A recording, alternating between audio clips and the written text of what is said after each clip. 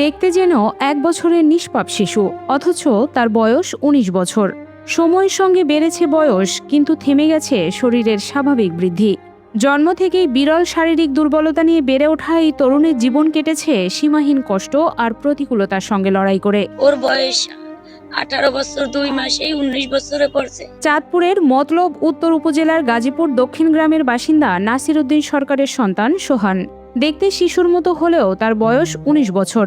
তৃতীয় সন্তান মিম আক্তারও শারীরিক প্রতিবন্ধী। 2 সন্তানের চিকিৎসা করাতে গিয়ে নাসির উদ্দিনের হারাতে হয়েছে জমিজমা ও ব্যবসা বাণিজ্য সহ প্রায় সবকিছুই। আমার 3 সন্তান, 2 জন হয়েছে অসুস্থ, 1 মেয়ে ভালো। মানে তাগো পিছনে যা টাকা পয়সা যা ছিল অসুস্থ, এখন 2 জনের পিছনে খরচপাতি কইরা এখন আমার নিজের চলার মতো এমন কোনো কিছু নাই। টাকা পয়সা যা ছিল সব এগো পিছি খরচ করছি। প্রতিদিনই সোহানের খাবারের তালিকায় চাই পোলাও আর মাংস। শুনতে বিলাসিতা মনে হলেও অভাবের সংসারে এটাই তার জীবনে নির্মম বাস্তবতা। পরিবারের সামর্থ্য না থাকলেও সন্তানের মুখের দিকে তাকিয়ে সেই চাহিদা মেটানোর চেষ্টা চালিয়ে যাচ্ছেন তার বাবা মা। ও পোলাও ভাত খায়, মাংস খায়, গরু মাংস খায়, ফার্ম খায় না। আর ডেইলি তো এটি আমার খাওয়া সম্ভব না। আমি হয়েছি গরিব মানুষ, ওর আব্বাই অসুস্থ, গাড়িতে একবার অ্যাক্সিডেন্ট হয়েছে, 6 মাস বিছনায় পায়খানা করেছে, বিছনা পেয়েছে, হেঁটে ডাক্তার দেখাইছি। এই একটা বাচ্চা প্রতিবন্ধী, 2টা বাচ্চা প্রতিবন্ধী, ওকে ডাক্তার দেখাইতে আমি খুব অসহায়। সোহানের চাচা এবং দাদি জানান, ছেলে মেয়ের চিকিৎসা করাতে গিয়ে সোহানের বাবা তার সর্বস্ব হারিয়েছেন। জমিজমা ও ব্যবসা বাণিজ্য প্রায় সবই শেষ হয়ে গেছে চিকিৎসার পেছনে। নিজেরও সীমিত আয় হওয়ায় চাইলেও সোহানের পরিবারের পাশে সেভাবে দাঁড়াতে পারছেন না তিনি। ভাইয়ের আগে টাকা পয়সা ছিল অনেক কিছুই, কিন্তু এখন ওর পিছে ভাই অনেক টাকা পয়সা ব্যয় করে ফেলাইছে। এমন যে ভাই ওরে মানে চালাইবো বা চলবো, চলার কোন এরকম এবিলিটি নাই। আমার পোলায় এই 2টা প্রতিবন্ধী লইয়া অনেক ইয়া টাকা পয়সা নষ্ট করে লাইছে।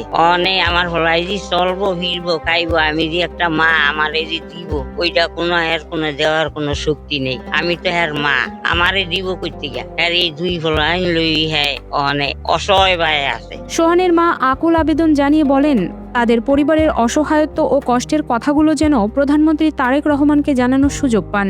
প্রধানমন্ত্রী স্যারের কাছে আমার আকুল আবেদন, সে জানি আমার জামাইয়ের একটা ব্যবসা প্রতিষ্ঠান দিয়ে দেয়, আমি জানি ওগুলো চললে খাইতে পারি।